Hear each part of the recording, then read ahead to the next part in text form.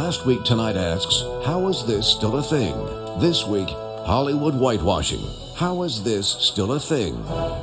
In just 1 week, we'll celebrate the Academy Awards. They promise to be controversial, as for the second year running, the nominees are whiter than a Yeti in a snowstorm, fighting Tilda Swinton. And yet some are arguing it's not entirely the Academy's fault. Some observers say Hollywood just doesn't provide enough good roles for black actors. One of the reasons for this might be that even when there are roles for non-white actors, they sometimes still get played by white people. In Prince of Persia, based on a video game set in ancient Iran, Jake Gyllenhaal plays the title character. That's right. Jake Gyllenhaal, a white American with a Swedish last name, was cast to play the Prince of Persia from, Persia. And he's far from alone. Just last year, Emma Stone played the half-Asian Allison Eng in Aloha.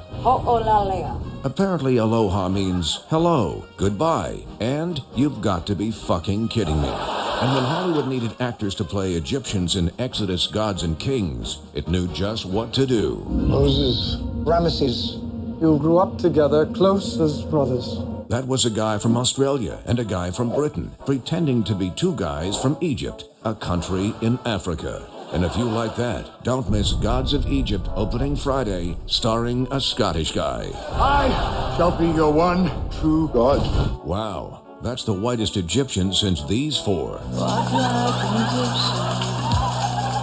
All of this is nothing new. White actors have taken roles designed for every ethnicity throughout Hollywood history, from John Wayne as Genghis Khan in The Conqueror. Your treacherous head is not safe on your shoulders. To the non-Puerto Rican Natalie Wood as Maria in West Side Story. Buenas noches. To the multiple instances of white actors playing Asian characters, from Marlon Brando, Sakini by name, interpreter by profession, to, of course, this. You cannot go on or keep ringing my bells. It's a performance the New York Times in 1961 actually praised as broadly exotic. Seriously. Yes, there's no shortage of roles for white actors playing non-white characters. The historical figure you're playing wasn't white?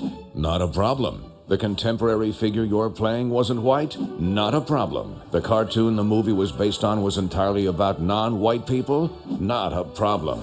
Your characters are named Esteban and Clara Trueba in the Isabel Allende novel the movie is based on? Right this way, Jeremy Irons and Meryl Streep. And even when a non-white person does score a major role, when they make the porn parody, guess what happens?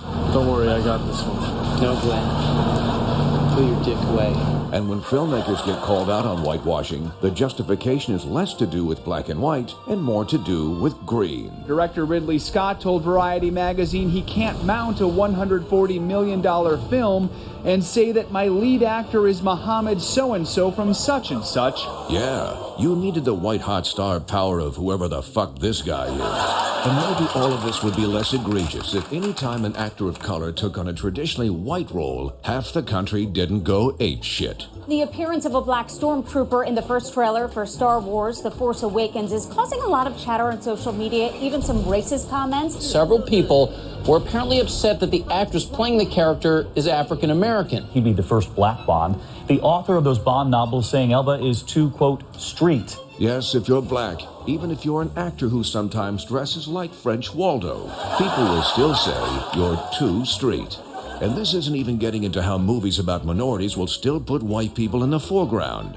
How are we supposed to believe Tom Cruise is the last samurai? This guy is the last samurai? This guy?